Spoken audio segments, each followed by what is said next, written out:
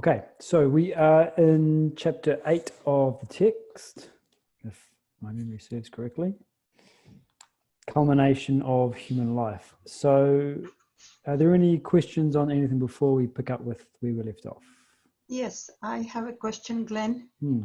Need not be to this chapter. It's okay to ask any question? Yeah, okay. Go ahead. In one of the previous class, let me see if I can phrase it, and also forgive me if I have asked this before, hasn't sunk in. There are 3 states of consciousness, waking, dream, and sleep, and they have a hierarchy.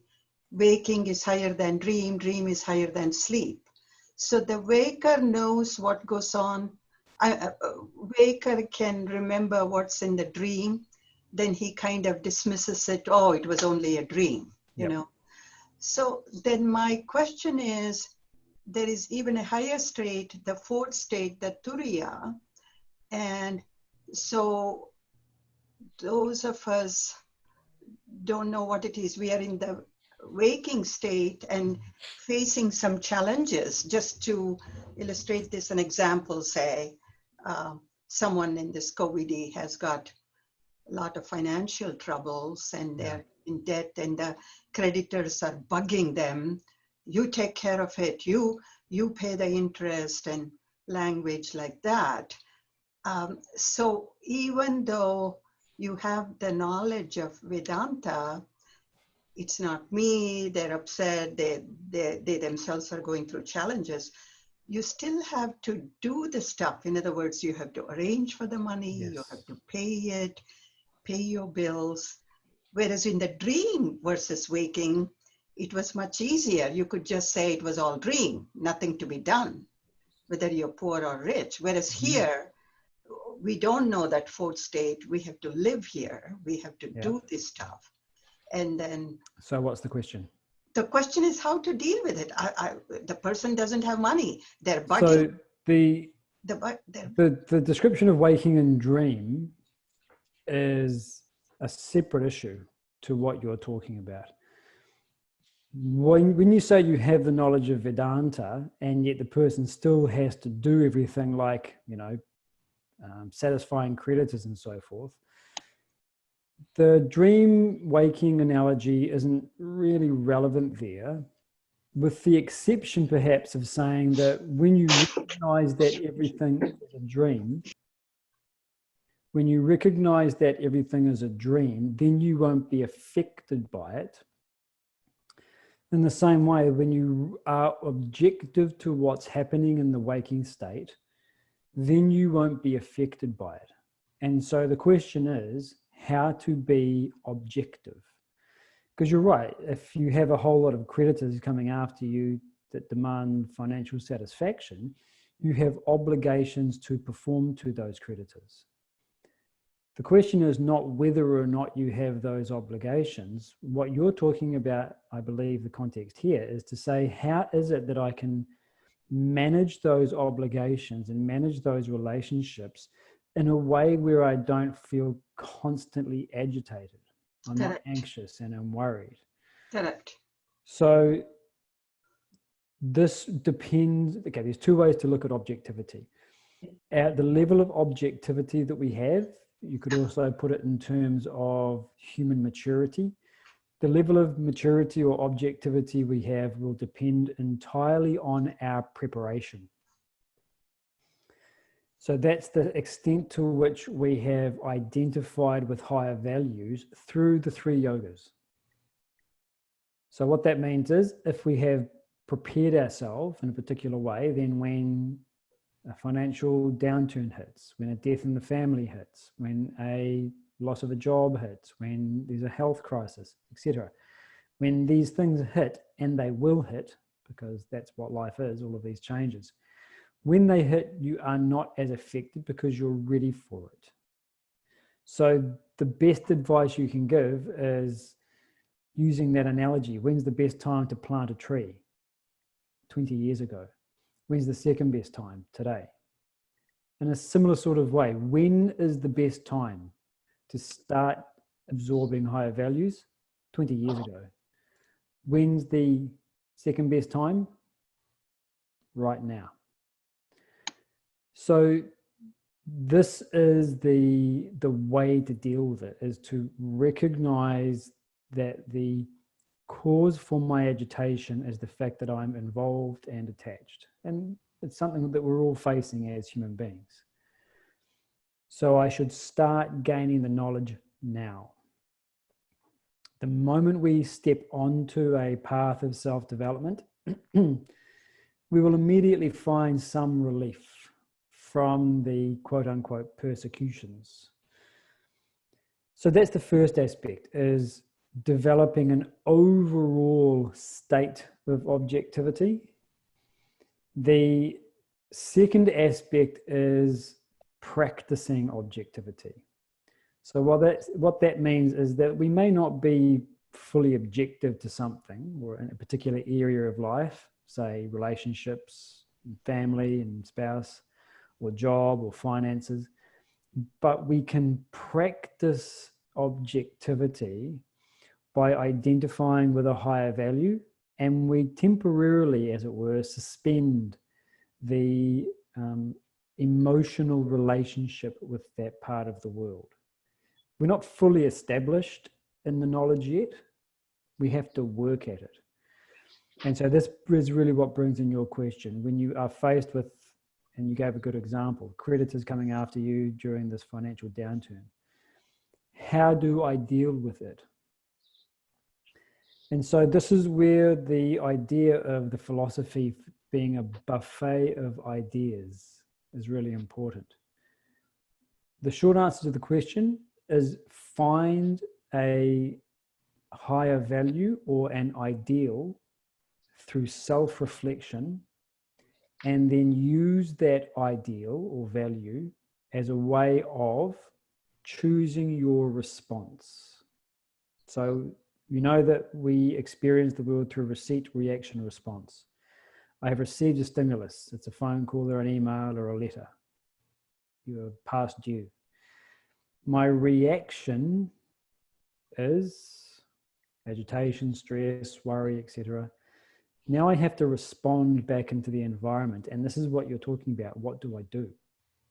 And so during that reaction part, what am I experiencing? Why am I experiencing? Where is it coming from? What's my obligation in this environment, and so forth. You go through a self-reflection process. When you identify with your ideal and your higher values, you naturally will calm down. The mental agitations will diminish. What value should you use? What ideal should you use? This is your domain to figure that out. No one can tell you, yeah, use this ideal, use this value. What you have to do is find a way to become objective. So, having said that, it's up to you to figure it out. One of the principles that we need to understand is that the worry and anxiety we experience is because we are not in the present. Worry and anxiety refer respectively to past and future. I'm worried because I bought a boat at the wrong time. I should not have bought the boat. That was a blunder. I made it out of emotional. I didn't really need the boat. And yet here I've got the worry, things that happened in the past. Anxiety for the future. What will I do? I won't be able to pay my rent. I'll have to be on the street. I'll have to go back and live with my family, etc., etc. Or the future now. The reason that we are letting the mind go into the past and the future is because we're not using it here in the present. And so what does it mean to keep it in the present? It means to plunge yourself into action based upon an ideal. So this is where the self-reflection comes in. If you are acting towards a goal, you don't have the mental bandwidth to worry or be anxious. And so the way to step out of the worry and anxiety is to absorb your attention with purposeful action. We always come back to the quote by Swami Ramatirtha, intense work is rest. And so if you are mentally agitated, you want to come to a point of rest. So what do? Intense work. So that means purposeful action towards a goal. Now, in the example that you gave, it's managing the creditors. So you have to put a strategy or a plan in place, think about what your options are, weigh the pros and cons. And again, you're doing it based on what you know your obligations are. So again, you've brought it back to the ideal of duty, obligation, doing what one ought to do in life. Yeah, go ahead. Thank you. So that addresses agitation, and you're saying by doing that, you will also find out the practical steps. For instance, how to find the money to pay it back. One is the emotional agitation. The other one is the practicality of it. If you're worried, you may not even do that. And if so you're worrying, then you're not solving the problem. Worry and anxiety is like a rocking chair. It's something for your mind to do, but it doesn't get you anywhere. Mm-hmm. So the moment we start planning, we're not worried anymore. Great example of this is an earthquake plan. The big one is coming. Okay, I see everybody here, I think, is in Southern California. The big one's coming. It's on its way. Are we worried about it? Are we anxious about it? The moment we recognize that I'm worried or anxious about the coming earthquake, the first thing I should do is return, say, within what is my plan? When it happens, it's not if, it's when. When it happens, what am I going to do? And if you're not really sure, then this is where you should plunge your attention into in that moment. Instead of worrying about what it will be like to have the earthquake, put your attention purposefully and consciously into what is my earthquake plan. And even if the plan's not very good, it doesn't matter. The fact is that you've put your attention into something worthwhile. And then you can go back and refine the plan and fix it. Find the holes, find the inconsistencies, etc. Then fix it as you go. But the point here is that the moment you start planning to mitigate a potential future loss, you will immediately step out of that fluctuating worry and anxiety mind. The mind just sits in a rocking chair going backwards and forwards. The moment you start planning, you've got out of the rocking chair and you're taking steps towards some mitigation or towards creating a plan. So this is that when you recognize the worry and anxiety is there, you can really basically put it like this. I'm worried about X, Y, Z.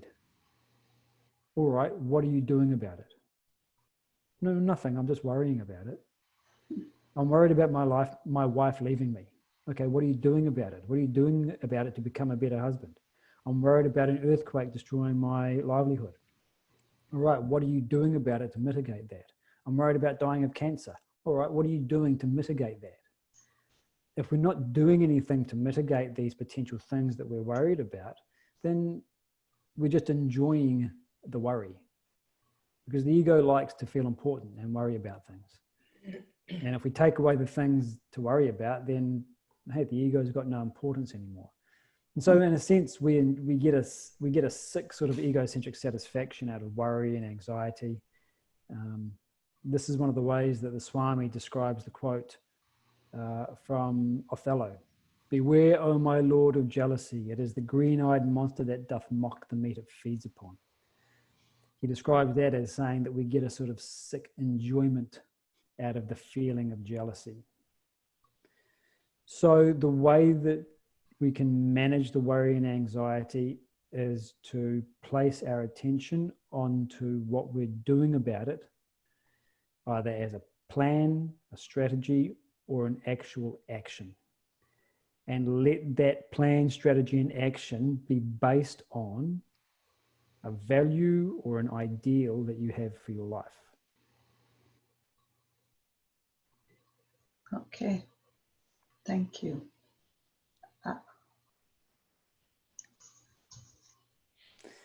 The other way to manage these sorts of worries and anxieties is to remember that the three yogas, when he describes them in chapter 12, start with devotion, or as we often put it, start with gratitude.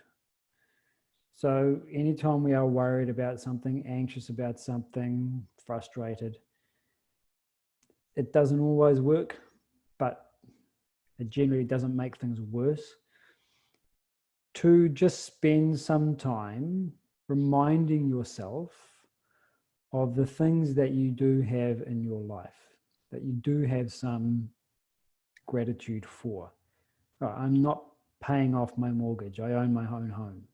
Okay, yeah, I've got all these other bills. I've got car bills and electricity bills, and so, but at least I own my own home. No one's kicking me out of my house. Or I have a supportive partner and family, or I have whatever. There's something that would make it more difficult if it were absent. What is that thing? Let's remind yourself a little bit of those things, and it can help to ease that feeling of constriction that we feel when the reality of life starts to crowd in around us. So that first aspect then is the knowledge. Second aspect is the gratitude and devotion. That's the emotional side of it.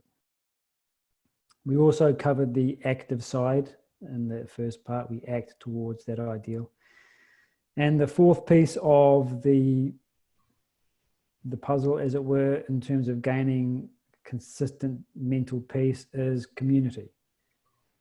The Sanskrit phrase is satsanga. So be around other people. Choose the right kind of people. If you're around people who are constantly also agitated and worried and sort of misery loves company, bad company. Find people where there is some sense of community, some sense of empathy, so that you can, in a sense, help to manage your emotions by discharging them through other human interactions. So having a community also helps. Thank you. Okay, any other queries before we start with the text?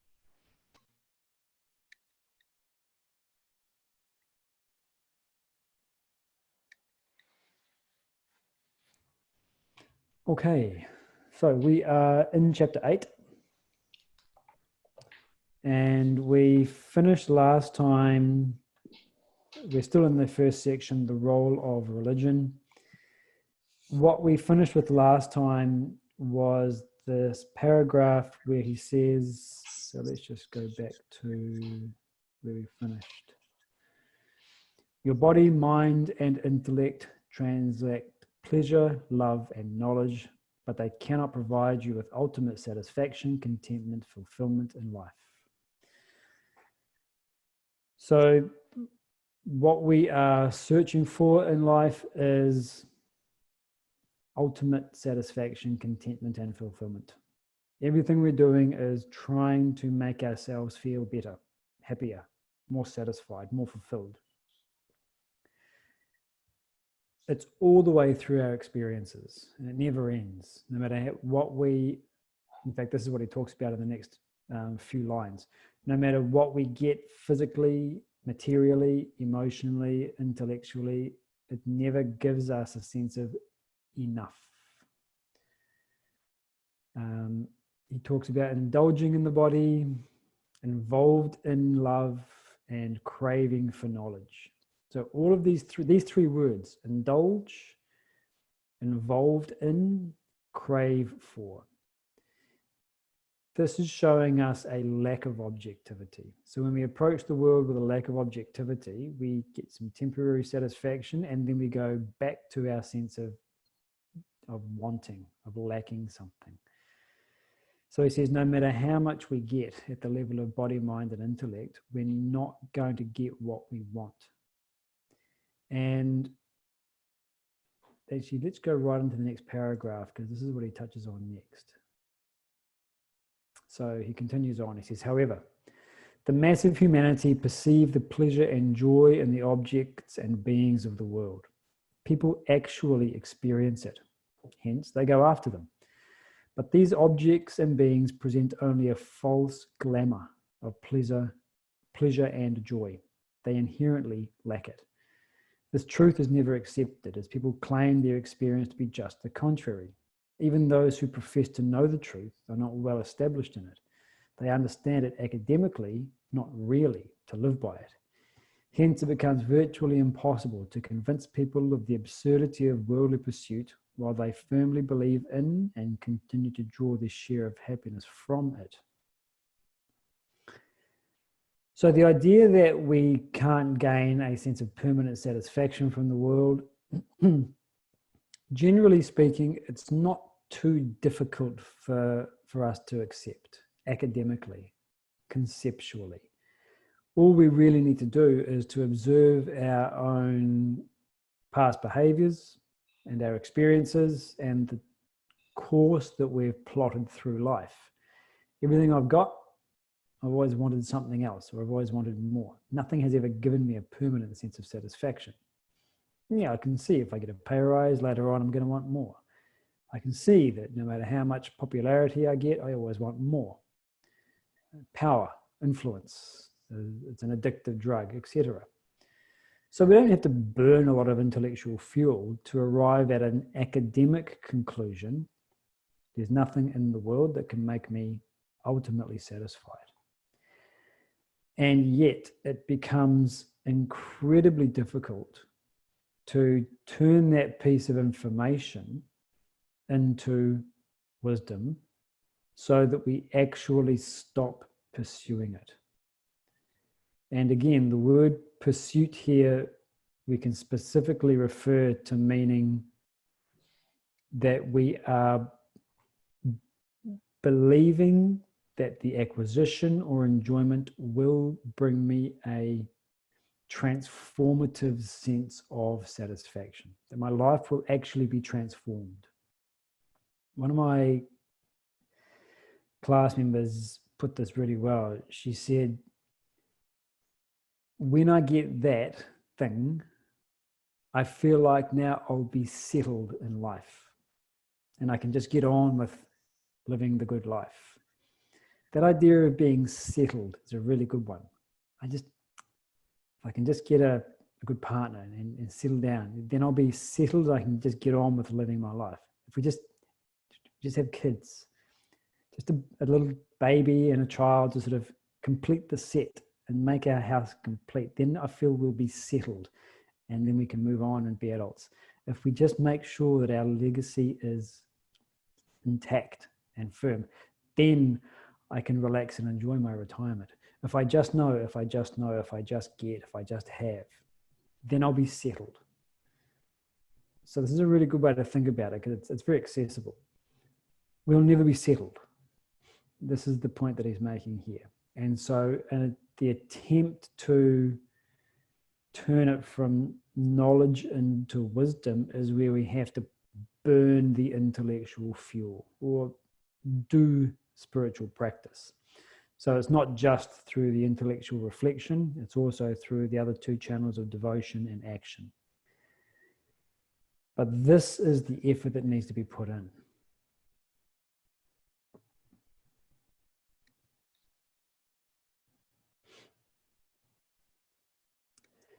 So he says the objects and beings inherently lack pleasure and joy. They only have a false glamour. So if they inherently... Go ahead. Say again? If the objects and beings of the world... Okay, I'm not sure where that's coming from. So if we are saying that the world inherently lacks pleasure and joy, then the question remains, well, why is it that we do get pleasure and joy? Because we actually do. We contact the world and that's good, that feels good. I like that and I am satisfied. I don't need anything else right now. So we do get the pleasure and the joy. It's temporary, as we're saying, but where does it come from? It comes from within ourselves. So how mind, I think, right? mind, yeah, mind within us. How's it derived? It comes from being in contact with the thing that where our thoughts How are. does that work though? Okay, I've got an object that I want. It's the opposite. It's not that you got something, it's more that the craving isn't there. If I finally get the sports car, then that irritation, that craving for that object is released. So it's not really the object that's giving it to me, it's my own internal setup of craving that is released. So that, my own bliss is always there, like say like a fountain, I guess, of flowing, but the way I externally attach to the world kind of kinks the flow. And then I think when I get the object is bringing me happiness, but actually it's the craving that has ceased, that is letting my own internal bliss arise. Something like that. Something like that. Yeah, that sounds pretty reasonable. And I'd like to subscribe to your newsletter. So I just keep getting the things I want in life. So yeah, this is a great way to think about it, is that we're not gaining anything except the temporary release of displeasure. Like the craving is itself a form of mental agitation. The mind is in that agitated state of wanting. It can't concentrate on the thing in front of it because it's wanting something else outside. Not only that, but embedded in that desire is a feeling of lacking something. Actually, the feeling of lacking something is separate from the specific desire. That feeling of lack pervades desire. But you're right, temporarily, when we contact the object, that desire ceases, and so do the mental agitations. The other question is, how is it that the acquisition or contact of a worldly object causes an internal desire to stop?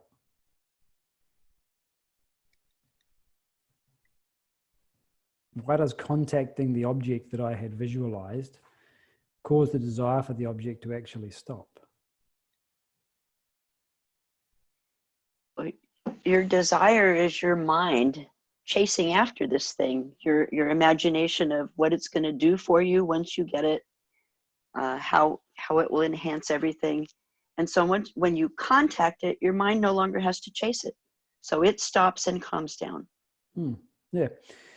There's a quote that I've heard many years ago, and a goal achieved no longer inspires. So in a similar sort of way, the mind is saying, I don't have it, I don't have it, I don't have it. And then the mind suddenly believes that it has it. And so that nagging voice, I don't have it, I don't have it, has to shut up. And so it does. And as you say, that craving, that pursuit stops. And it's the pursuit which is the desire, that ungoverned flow of attention out into the world, arising from the belief that object has value. So this is what we mean by our values. Our values are our beliefs in what will provide us well-being. The mind gets the thing, so the desire ceases, the agitation cease, and we experience joy. The analogy I think we've used in the past is to say, find a pair of shoes that's a size too tight, a size too small, put them on in the morning and wear them all day. And then you probably won't last all day. So, okay, around morning tea time, take them off. What do you experience? Joy. No, you are not experiencing joy. You're simply going back to a normal state of having shoes that aren't too tight. So we put ourselves into this unnatural position of having shoes that are too tight. And then when we take the shoes off, we think this is bliss, this is heaven. So this is a bit like what's going on. We have, as you rightly put, joy is in the mind. We constrain our minds with these desires. And then when we somehow manage to release that constraint, we feel like I have gained something. No, I've just paid off the debt. Desire is a form of mental debt.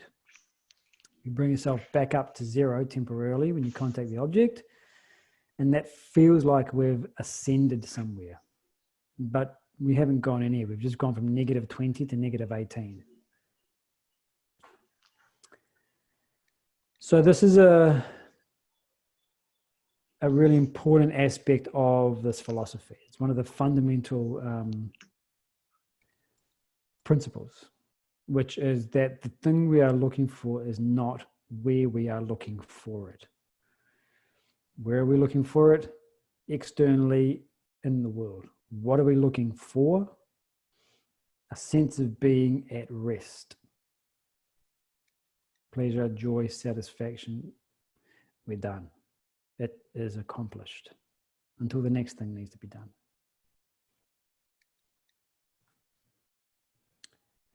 So this is why it becomes so, as he says, virtually impossible to convince people of the absurdity of worldly pursuit. Because on a day-to-day empirical basis, we are actually getting satisfaction and dissatisfaction from the world. And so we feel that that's the case.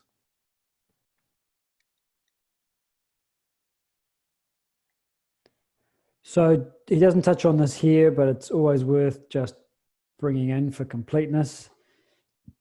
To say that we don't pursue the world is not the same thing as saying we stop acting in the world. And I think we've always used the same example for this. You get married and you have a strong belief that a family life is where satisfaction lies, and so you start a family life. Soon after that, you get introduced to Vedanta and you spend 10 years of solid spiritual practice. And you come to the realization of truth, which is that family life will not bring me the ultimate satisfaction that I seek. That doesn't mean that you stop being a family man. It doesn't mean that you can leave your family and leave your children and wander off into the mountains. You have obligations that you've started the ball rolling, you've got to finish it. So you will continue to function in the world, but now the pursuit of satisfaction from that worldly activity has been removed. And so you've already got the satisfaction that you were looking for in the previous activity. So you can continue the activity with that satisfaction underlying it. So it's an important point to draw, because we can use the idea that worldly pursuit is absurd as a way of justifying our sour grapes with the world. I've tried and tried and tried to have successful relationships, and they always end up in the same place. There's nothing in relationships. The text says it, I believe it. So rather than going through my obligation, because I have that desire, and making a relationship work, instead I suppress it and put a layer of concrete on top, which says worldly pursuit is absurd. And so the desire hasn't actually been transcended. I've just become disillusioned with the process. So I tamp the desire down rather than genuinely gaining knowledge. And so then I use this idea as a way of justifying the non-performance of my obligations. I may not want to get married. I may not want to have children. I may not want to have a career. But that's very different from whether or not my personality needs it as an obligation. So it's a secondary aspect. Okay, any queries there before we move on to the next para?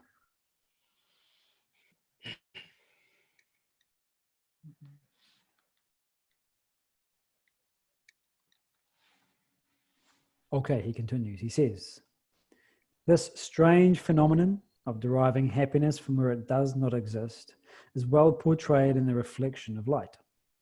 The sun above is one, while the reflections of the sun are innumerable in the countless reflecting media in the universe.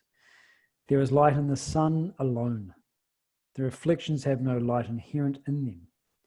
You appreciate this when you get close and examine them carefully. So it is with the objects and beings of the world. They do not contain any pleasure or joy. It is the bliss of the self that is reflected in them. What you enjoy is the reflected bliss.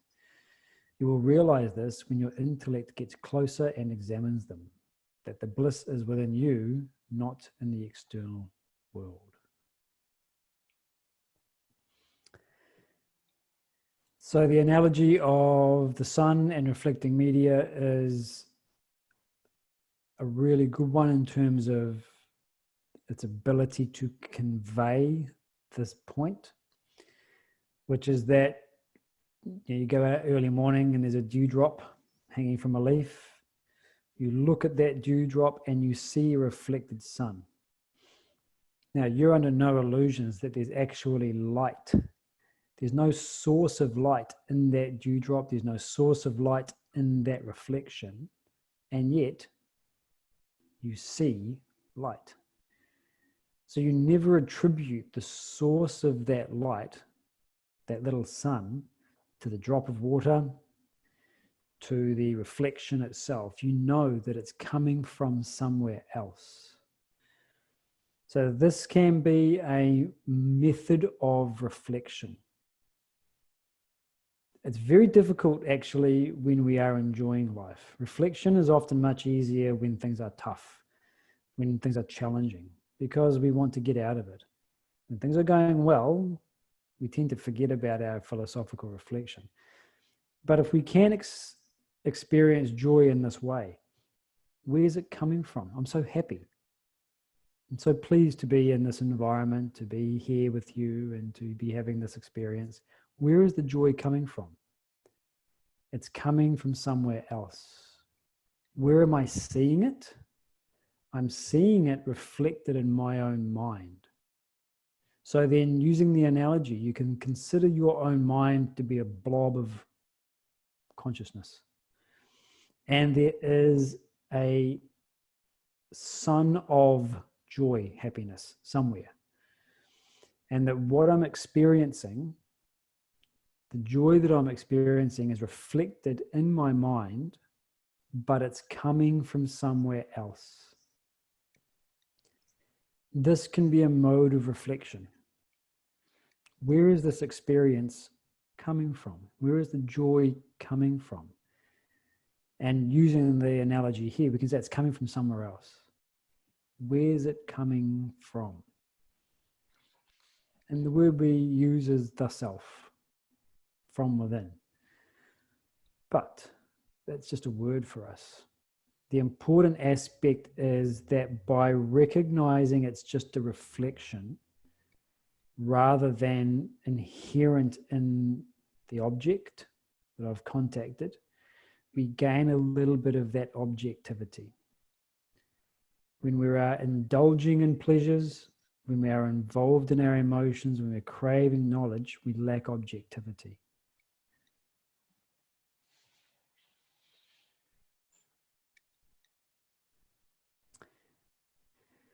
So he says, you appreciate this when you get close and examine them carefully. So what he's saying here is that if you examine the reflections that you see in the world, you'll appreciate, okay, there's actually no light source there. He says the same thing holds true. He says, just as the reflections don't inherently have any light, the objects and beings that we experience don't contain any joy. He says you will realize this when your intellect gets closer and examines them. So the question here is, what is that examination? So it's fairly easy when you think about the example. What are you examining? Well, you can examine the actual reflection itself.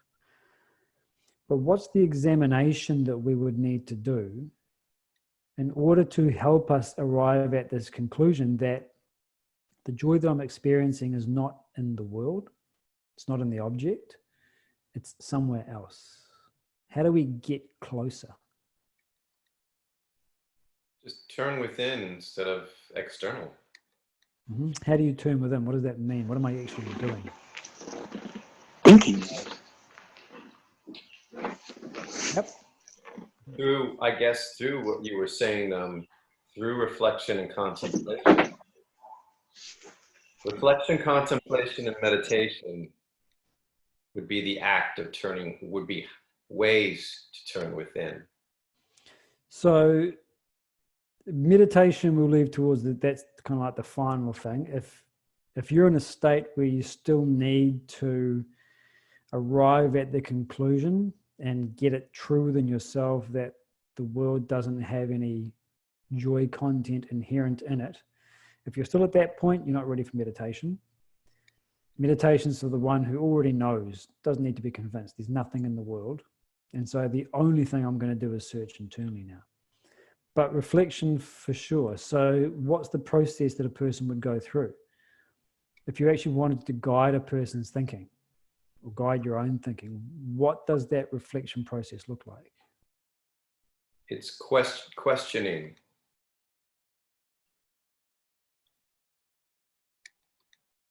Comparison, questioning.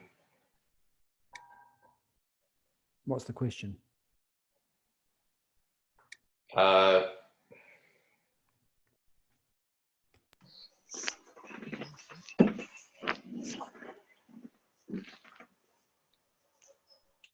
guess, yeah, well, you're questioning.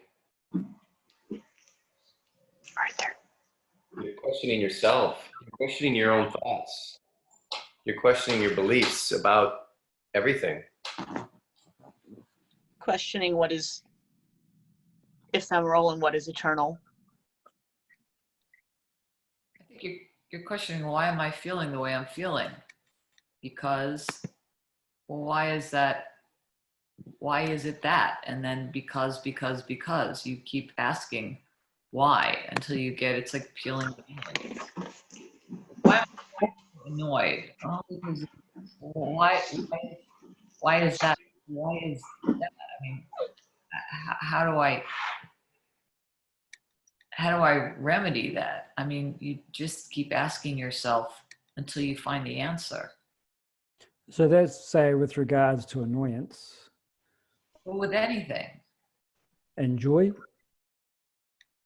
Why am I enjoying this? I'm enjoying. Sure, you could do the same with enjoying. We just don't tend to do it. We don't. We're just like, oh, I'm enjoying it. Why should I? I'm not going to question this right now. Yeah. In fact, we don't even say that. It's just like we're so involved in the enjoyment. The thoughts of question doesn't come up. Yeah, because it's not painful. We only question things when they become, pain is relative, but when it becomes painful or agitation or whatever, that's when we question. We go, oh, gee, why am I feeling it? This person did that to me. Is that true? Did they really do it to me? Or did I allow myself? Why did I allow myself and just feeling it back instead of going, well, there's nothing I can do. Yeah. Person made me feel bad, so now I'm going to feel, it's just, you have to keep questioning why. How did I let this happen? Yeah. Why am I reacting the way I'm reacting? Is it really because of an outside force? Or is it because of the way I process it? So the idea we're trying to arrive at is one that we've already sort of intellectually accepted, which is that just as there's no light source in the reflection, there's no joy in the objects of the world, that the inherent joy is not there. We've academically accepted it. We want to arrive at that same conclusion subjectively through our own internal reflection. And so this is, and the answer is here. It's a very difficult question to answer. The the process of trying to engage with here is to find something which leads us back to that same conclusion. And so any of these things, if they work, then they work. So essentially what we're trying to figure out is, what am I getting out of this? If we experience joy in something, we can ask the question, what am I getting out of this? What am I getting out of it? And there'll be a surface level, there'll be a deeper level, and so on and so forth. The process of looking at what it is that I want eventually leads us to a sort of,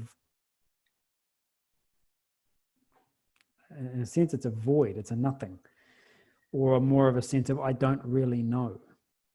So in the book, The Fall of the Human Intellect, he talks about this. There's that section entitled, You Know Not What You Want. That whenever you get anything, there's joy there, but then it transforms into something else, then it goes to something else, and it goes to something else. So what was I getting out of it? If the joy was, say, and he uses the example, the marriage. If just having a partner was what I wanted out of it, then I've still got the partner. Then why am I now dissatisfied? Well, because that's not what I wanted. I thought that was what I wanted. Now, I wanted a partner who would be a partner in raising a family, and we can't have a kid, and that's why there is dissatisfaction. So it wasn't just that, it was this. And then they get the kid, and the kid is deaf. It wasn't just a child, I wanted a child with all of its faculties, etc., etc., etc. And he says it goes on ad infinitum. So this is the nature of the mind. So if we question, what am I getting out of it? Along with these other things, nothing else that we said here is incorrect, but it's continuing to look for the underlying principle. What am I looking for? What am I getting out of this? And at some point, we sort of get to this recognition that I can just keep on giving answers.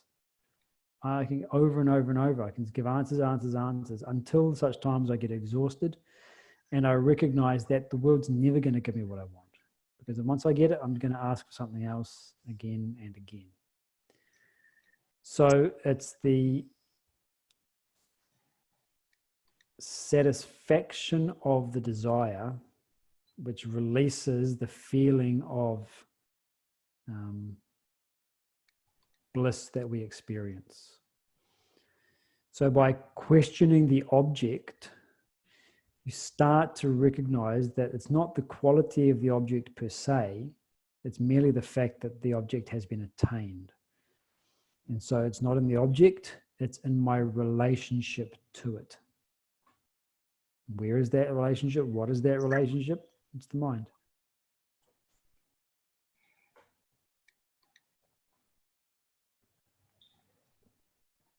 I don't know if this has to do exactly with this paragraph, but I wonder what you think of this. But I think I've heard, and I'm not sure if something Swamiji said or it comes from somewhere else, that the similar to the objects, the reflection from the sun, the objects being reflections, that our own being, our own consciousness is itself a reflection of the greater self.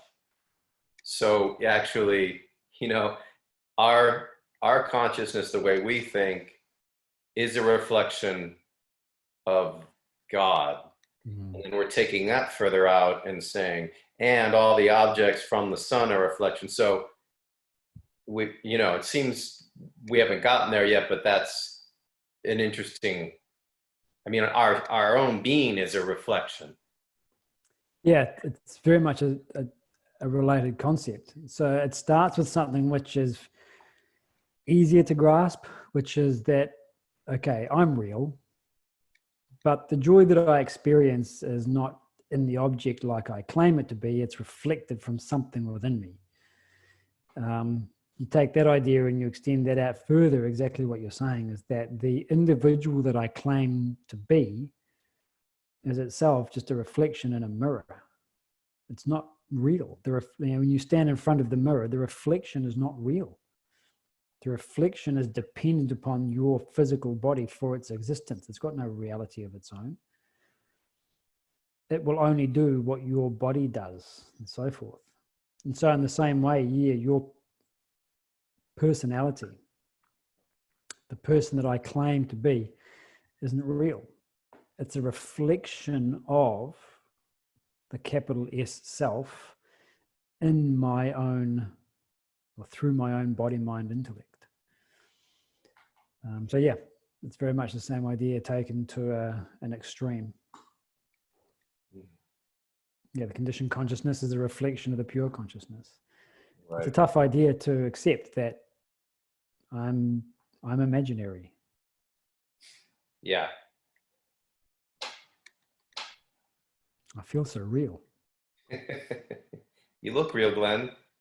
I appreciate that, Jim. That's fair. Even though I'm two-dimensional.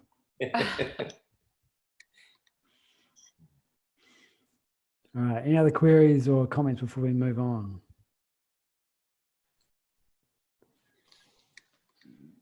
All right. I've lost my little piece of paper, but I think it was... I think it was me. Yes, good. I believe so. Starting with nevertheless. Nevertheless, people devote all their time and energy to worldly acquisitions and enjoyment. They spend their lifetime in acquiring material wealth and trying to find enjoyment in what they have acquired. So are the ignoramuses lost in the world seeking the bliss of the self and its reflected images. Succumbing to peer pressure, you follow the same pattern of life. Your worldly pursuits sooner or later lead you to despair. You remain confused and confounded. You need not lie low in this state of despair. Wake up to the realities of life. Get wiser with the eternal truths. Use your intellect to examine the objects and beings that seem to have pleasure and joy. Study them carefully. Understand their hollowness and look for the real source of happiness within you. Seek the Supreme Self, the abode of eternal bliss, of eternal peace and bliss.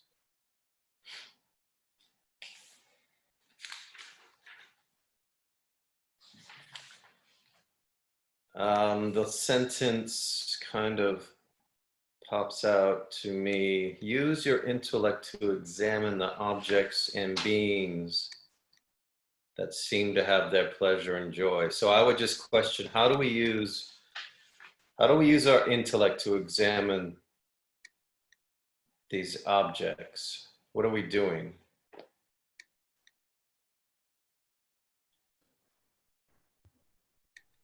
Yeah, good question.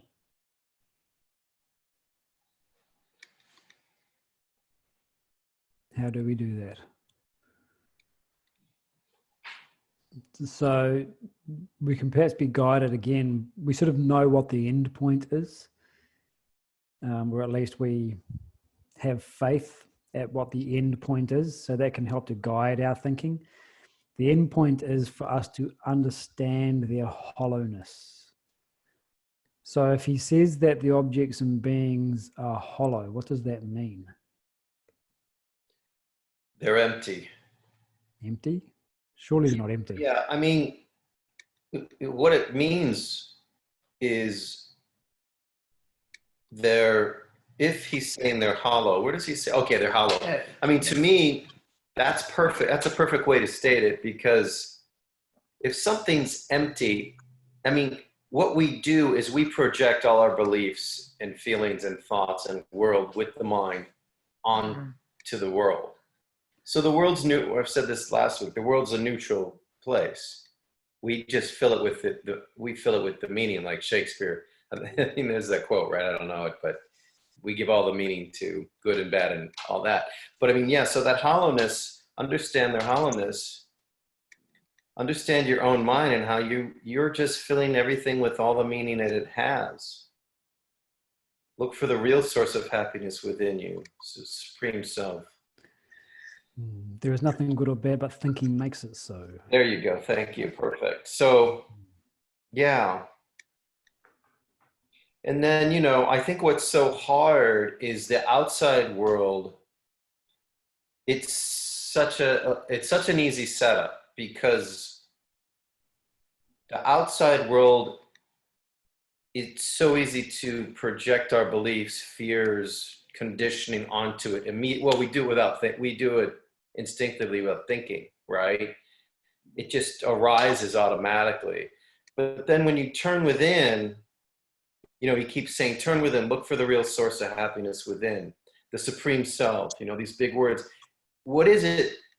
What do you find when you turn within? I'll put that question out there. So when we turn within, what are we finding that gives us bliss versus the other direction, which is nothing, he's saying. So what is it that when we turn within to the Supreme Self that is giving us peace?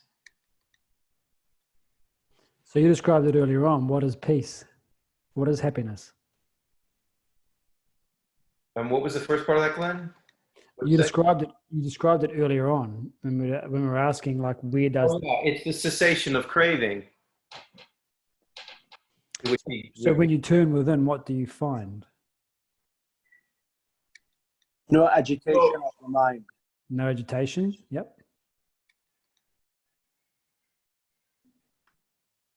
Well, when we turn within, aren't we looking toward the source of the peace and happiness? So like when it's saying, like when we look for the source of happiness within you, understanding the hollowness of the objects and beings that seem to have pleasure is looking at how, you know, how he always says that, you know, joy is not in the objects and beings themselves, it's in our relationship to them, that it's the reflection of who we are in that.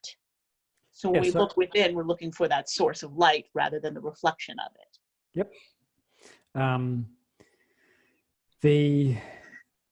The way that we put it earlier on, why do I pursue, let's stay with the obvious one that you always go with. Why do I pursue money and family? I want to become a multimillionaire. Why am I pursuing that? Because we think that's going to make us happy or settled. Correct. And what do we call that? That belief? False. False. Yeah. It's ignorance. It's not real. It's not true. So what is it that you find when you look internally? Truth. You find the truth. And the moment you realize, oh, that thing doesn't have any happiness content, what happens to your desire? It just unravels and falls away. And so the thing that you find when you go looking is the truth that that object is not going to make me happy. The moment you realize it's not going to make me happy, the desire goes away and you gain all of that bliss. You take the shoes off permanently. So the inner search, the inner analysis is the search for truth. At the moment, I know that money will make me happy. Another part of me knows that that's nonsense, but the two have not yet met and shook hands. So the part of me that knows money will make me happy is still driving the desire and the activity. Go inward and say to yourself, again, for the millionth time, that object in and of itself is not going to make me any happier. And when you see it for the 1,000,001th time, then the truth is seen in a way which means that that other thought, which was a lie, the false thought, money makes happy, can't sustain itself. Lies can't sustain themselves in the light of truth. And so that's the thing that you're gaining. You're seeing things as they are. The other analogy he sometimes uses is of hypnotism, and hollow here is a good example. Let's say, or empty is a good example. Let's say you're on stage with a hypnotist, and he has given you a large plastic tumbler with a handle. And he says, this tumbler is full of the finest beer that you've ever drunk. Of course, you're hypnotized. And so you sit down and you're sipping away, and you, apparently, I've never been hypnotized, are enjoying the beer. You are drinking and enjoying the beer, despite the fact that the cup is empty. So dehypnotize yourself and see, well, there's actually no beer there. So this is exactly what you were talking about earlier on. The world's empty. I'm projecting and putting things in it that are not there, and then contacting it and then getting satisfaction. So it's like I have a desire for beer, and then I drink the empty vessel and I experience a satisfaction. This is the absurdity. The satisfaction of drinking beer was already within me. All I had to do was fool myself into thinking I was drinking it, and I released it. It was in here. It was never in the cup. So you could say that the world is not only hollow, these things that give pleasure, the material world, but they're also holograms, right? There are projections from somewhere else of your desires and your thoughts and your whatever needs. In the sense that to the waker, the entire dream world is seen as the illusory projection that it was. From the perspective of self-realization, then yeah, the waking world is also seen as just a projection of the vasanas, a projection of one's own mind. You wouldn't say it just with regards to this specific object or that specific object. You got to say it about the entire phenomenal world. Yeah. Yeah. But yeah, the whole thing is just a projection, in the sense that we give the objects and beings name and form, and we don't know we're doing it. That's a person, that's a pretty person, that's an unhappy person, there's a table, there's a whatever. They're just objects, empty of meaning. We fill them with meaning and then chase them or reject them based upon what we've filled them with. So we often come back to that quote by Swami Ramatirtha. He says, you project your spiritual luster upon the world and then chase it. This is the absurdity. The beauty that you see in the world isn't there. It's only within you. You shed it onto the world and say, there's the beauty, I'll go chasing after it.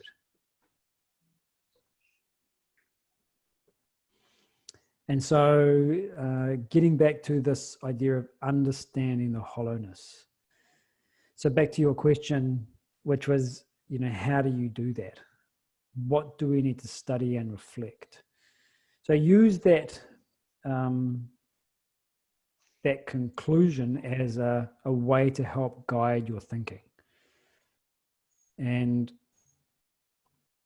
the whole process comes down to questioning what we have experienced and where it has come from. Always looking to go back to the underlying cause or source.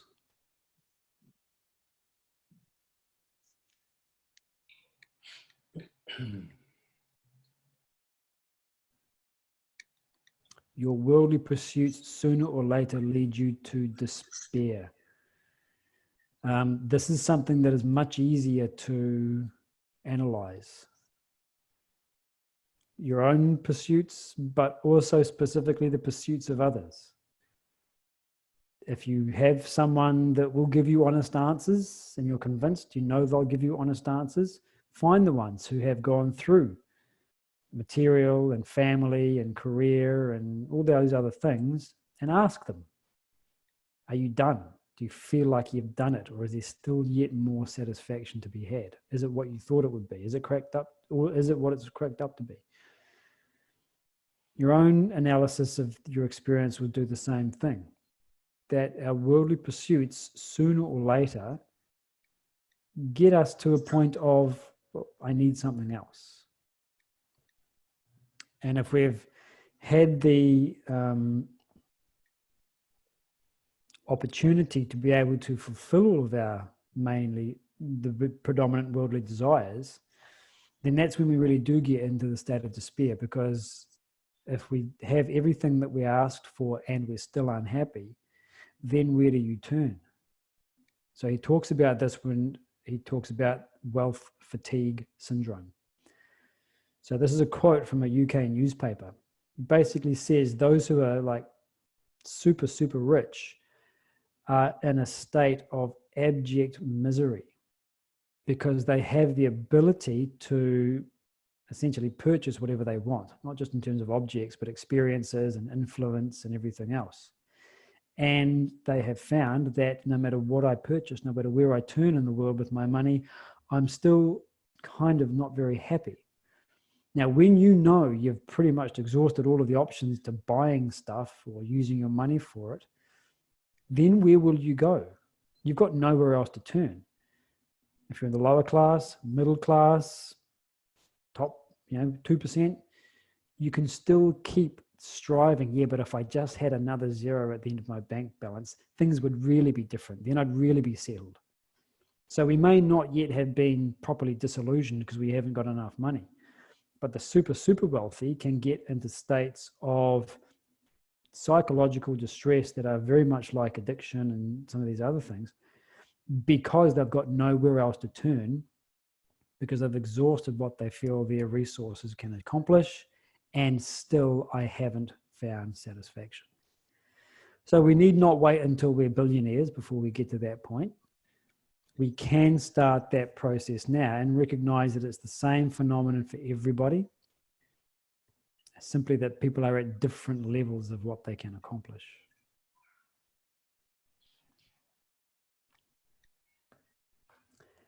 It also starts to, this idea is also shows us just why it's so important for these ideas to get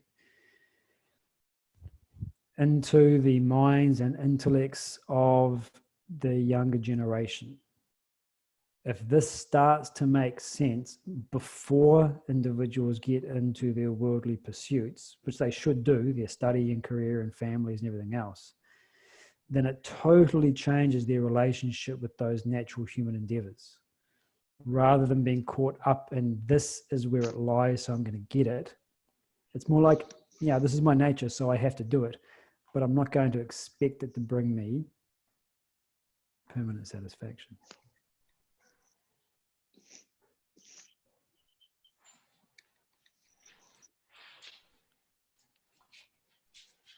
Okay, any other queries or comments?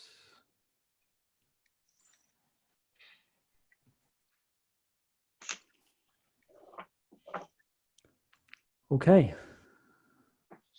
Thanks, guys. For